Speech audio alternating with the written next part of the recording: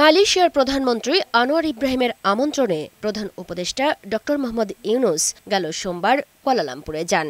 ৩ দিনের সফরে দেশটির প্রধানমন্ত্রী আনোয়ার ইব্রাহিমের সঙ্গে দ্বিপক্ষীয় বৈঠক সহ উচ্চ পর্যায়ের একাধিক বৈঠকে অংশ নেন অধ্যাপক ইউনূস।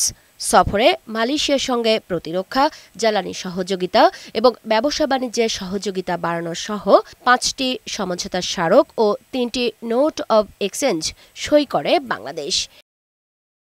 এর ফলে দেশটির সঙ্গে অর্থনৈতিক ও বাণিজ্যিক সম্পর্কে নতুন সম্ভাবনা তৈরি হয়েছে বলে মনে করেন সাবেক রাষ্ট্রদূত হুমায়ুন কবির। সেই সাথে শ্রমবাজারের সংকট কাটাতে দক্ষ শ্রমিক গড়ে তোলার তাগিদ দেন তিনি।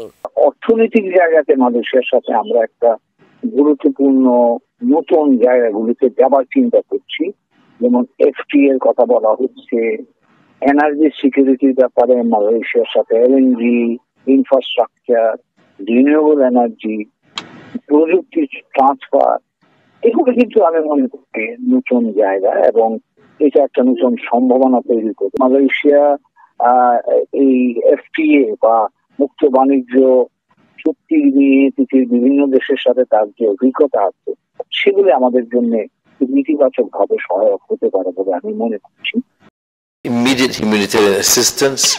সফরে যৌথ সংবাদ সম্মেলনে মালয়েশিয়ার প্রধানমন্ত্রী আনোয়ার ইব্রাহিম মিয়ানমারের শান্তি ও রোহিঙ্গাদের মানবিক সহায়তা দেওয়ার জন্য আঞ্চলিক আরও কয়েকটি দেশের সাথে কাজ করার কথা বলেন।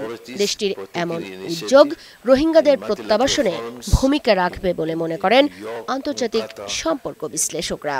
মালয়েশিয়া এই বিষয়ে উদ্যোগ নিলে সে উদ্যোগ কতটা কার্যকর হবে এটা একটু আমাদেরকে অপেক্ষা করতে হবে, কারণ এই মিয়ানমারের অভ্যন্তরীণ যে অবস্থা সেই জায়গায় এখনো রোহিঙ্গাদের প্রত্যাবর্তনের জন্য কোনো নতুন ইঙ্গিত তো আমার কাছে দৃশ্যমান হচ্ছে। আমি আশাবাদী, কিন্তু খুব দ্রুত ফলাফল কতটা আসবে সেটা আমি নিশ্চিত নই। দুই দেশের সরকার প্রধানের দ্বিপাক্ষিক সম্পর্কের গভীরতা বাড়ানোর এই প্রচেষ্টা ভবিষ্যৎ অর্থনীতির জন্য ইতিবাচক বলে মনে করেন তারা। মুক্তা মাহমুদ, বৈশাখী সংবাদ, ঢাকা।